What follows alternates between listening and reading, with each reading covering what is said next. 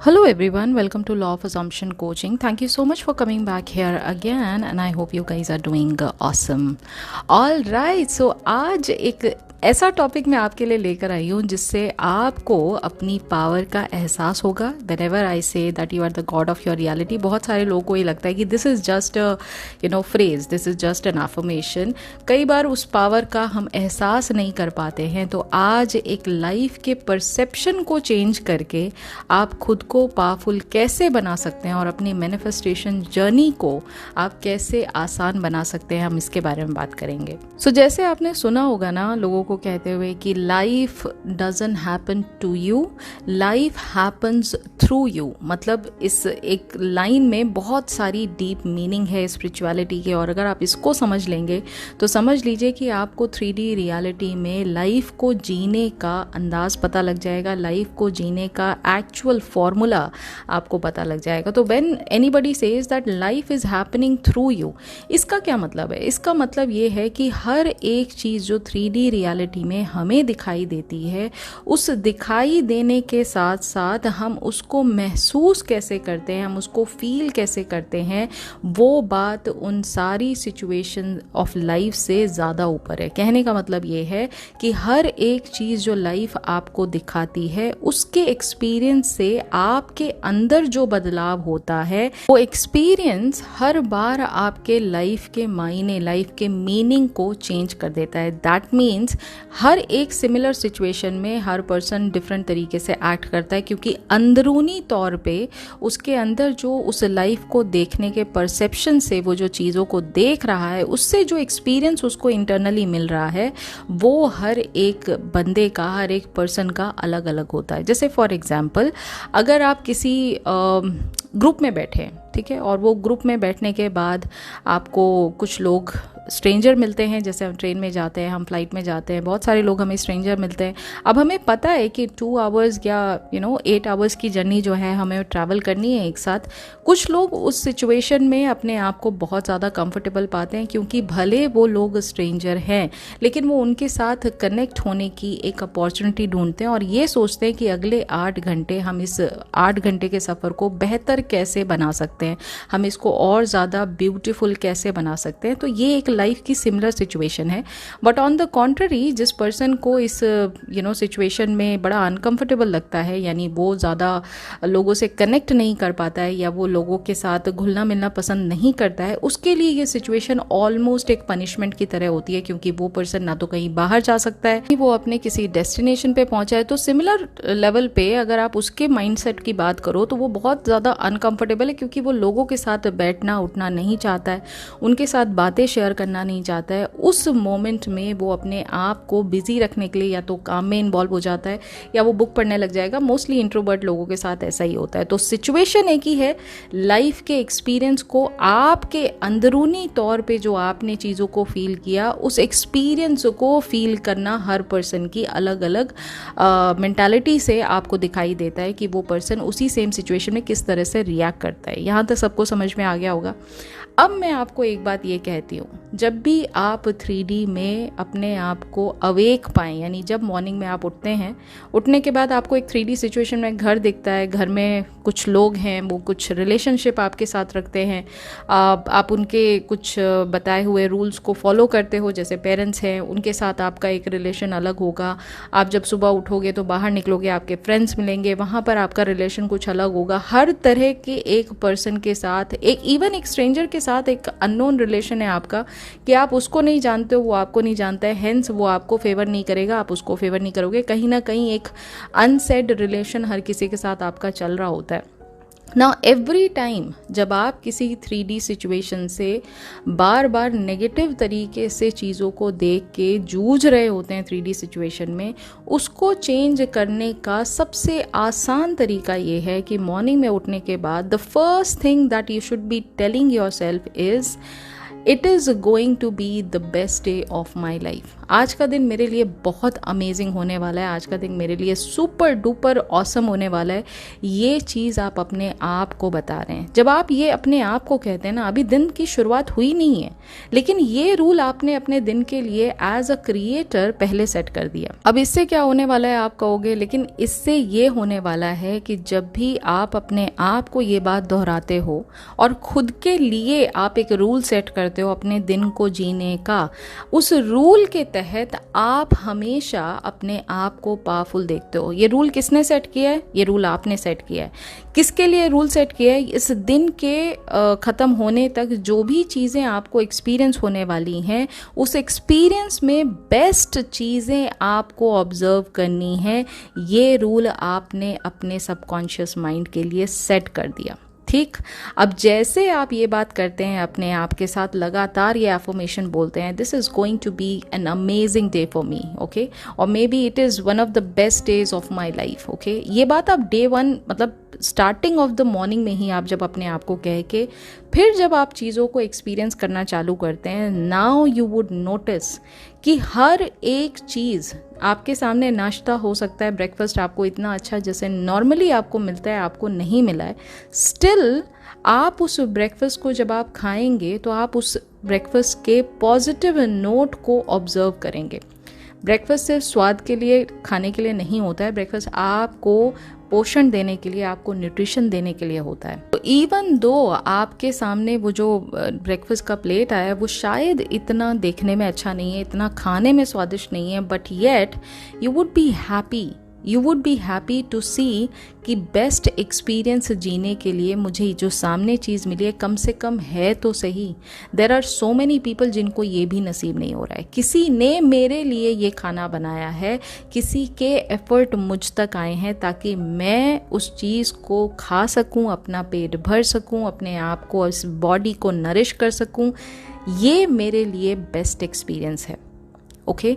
ये सोच आपकी धीरे धीरे डेवलप होगी। अब आप बाहर निकलते हैं, देखते हैं कि भाई बहुत ज़्यादा वेदर जो है वो बहुत गर्मी हो रही है। मैं बिल्कुल एक्सट्रीम सिचुएशन की बात कर रही हूँ कि आप कहते हैं ना कि 3D में सब कुछ ऑपोजिट चल रहा है, लेकिन हम मतलब कैसे डील करें उसको। ये डील करने का सबसे अच्छा तरीका है, क्योंकि आप अपना परसेप्शन अपनी लाइफ के लिए चेंज कर रहे हैं और अपने एक्सपीरियंस को आप कैसे एक्सपीरियंस करना चाहते हैं ये आप तय कर रहे हैं। कोई और इस चीज़ को तय नहीं कर रहा है, ये आप तय कर रहे हैं, okay.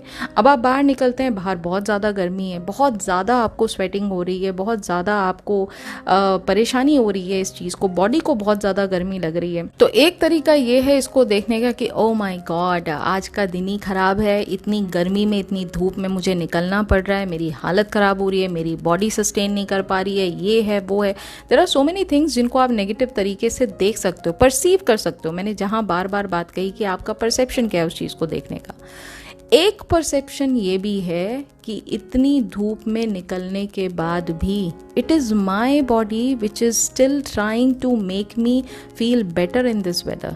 It is my body जो इतनी गर्मी में भी, इतनी धूप में भी वो इतनी गर्मी को बर्दाश्त कर पा रही है, यानी इस हीट को वो टॉलरेट कर पा रही है। यू टेल मी, आप मुझे बताइए इस बात को कि आप उन सभी लोगों से जो इस समय बैठ के एसी की हवा खा रहे हैं, क्या आप उनसे बेहतर नहीं हुए?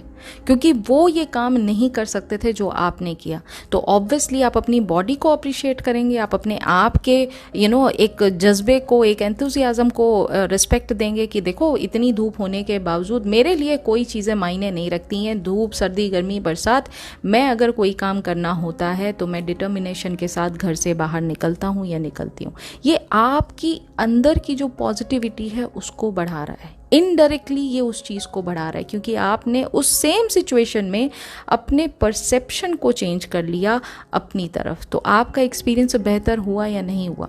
मैंने सेम सिचुएशन, दोनों सिचुएशन आपको बताई, दोनों में मैंने आपको पॉजिटिव बातें दिखाई कि दोनों की नेगेटिव सिचुएशन में भी मैंने पॉजिटिव चीज़ों को कैसे ढूंढ के निकाला, राइट।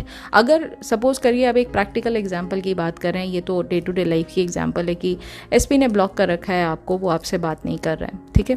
अब एक तरीका इसको देखने का ये है कि मुझसे वो बात क्यों नहीं कर रहा है, क्या मेरे से कोई बातों बातों में कोई गलत बात निकल गई जो वो पर्सन मुझसे नाराज़ हो गया, या कहीं ना कहीं मैंने उसको चिढ़ा दिया, या कहीं मैंने उसको टीज कर दिया, कोई एक दुखती नर्व पर मैंने हाथ रख दिया। Why is he not talking to me, why did he choose to block me instead. Okay, एक तरीका ये है जहाँ पर आप 3D सिचुएशन पर फोकस कर रहे हैं। एक तरीका ये है कि वो मुझसे ब्रेक लेना चाहता है। जैसे मुझे अगर 24 आवर्स किसी के साथ छोड़ दिया जाए तो I also need my me time, I also need different flavours of my life. Okay, so अगर मुझे भी डिफरेंट फ्लेवर्स चाहिए लाइफ के, मुझे भी वैरायटी चाहिए लाइफ में, मुझे भी अलग अलग लोगों से इंटरेक्ट करना है। Maybe my parents are there, maybe my brother sisters are also there, and I want to give them importance, I want to give them time.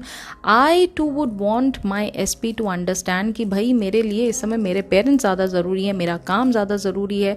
जब आप इस बात को एहसास कर लेंगे कि ये मेरी प्रॉब्लम नहीं है कि उसने मुझे ब्लॉक कर दिया है, ये प्रॉब्लम उसकी है कि वो मुझे अपने रूटीन के साथ एडजस्ट नहीं कर पा रहा था, एंड दैट इज़ वाई उसको लगा कि थोड़ा सा अभी मैं ब्लॉक करके थोड़ा पहले अपना टाइम एडजस्टमेंट कर लेता हूँ, अपनी लाइफ को सेटल डाउन कर लेता हूँ, अपने लाइफ में जो भी चीज़ें जो मेरे घर में चल रहा है, जो मेरे ऑफिस में चल रहा है, जितनी भी बैकग्राउंड में मेरी जो प्रॉब्लम्स है, पहले मैं उनको सेट कर लेता हूँ।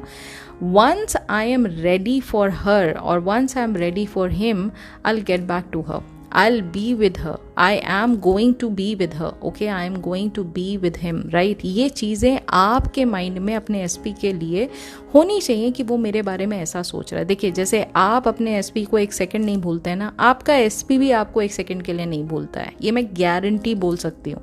कोई भी पर्सन, चाहे वो कितना ही ब्लॉक करके आपको बैठा हो, चाहे वो कितने ही नो कॉन्टैक्ट सिचुएशन में क्यों ना हो, ऐसा नहीं है कि वो पर्सन आपके लिए नहीं सोच रहा है। ओके, अब आपको इस बात का एहसास हो जाता है कि हाँ ठीक है, कई बार हमारे पेरेंट्स के साथ भी लड़ाई हो जाती है, हमारे सिबलिंग्स के साथ भी हमारे डिफरेंस ऑफ ओपिनियन हो जाते हैं, and we stop talking to each other. कई बार होता है ना, हमारे बेस्ट फ्रेंड के साथ हमारी बातें ऐसे स्टॉप हो जाती हैं कुछ टाइम के लिए।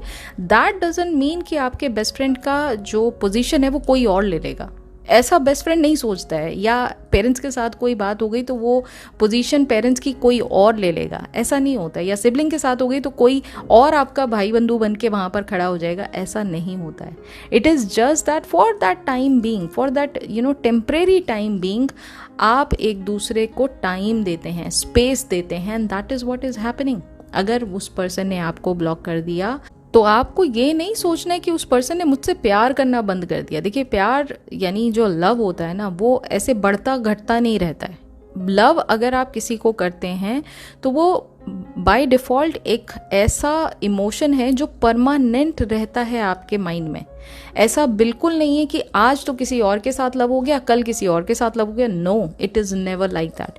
Once you have loved a person, be it anybody, कोई भी पर्सन हो आपकी लाइफ में वो, ठीक है, अगर आप उसको ये बात क्लेम करते हैं कि yes I love you, that means कि ये जो लव की फीलिंग है ये ता जिंदगी रहती है। हो सकता है कि उस डिग्री ऑफ लव को आप कम और ज़्यादा कर सकते हैं कि कई बार आपको लगता है कि ये पर्सन मुझे चाहिए ही चाहिए, इस समय मुझे इस पर्सन को देखना है, मुझे इससे बात करनी है, I want this person right now before my eyes. ये कभी कभार डिग्री ऑफ लव जो है वो ये इमोशंस का आपके अंदर बढ़ जाता है, घट जाता है, बट इसका मतलब ये नहीं है कि अगर वो पर्सन आपकी आंखों के सामने नहीं है तो आप उसको प्यार नहीं करते हैं। ठीक है, same goes for the love of parents.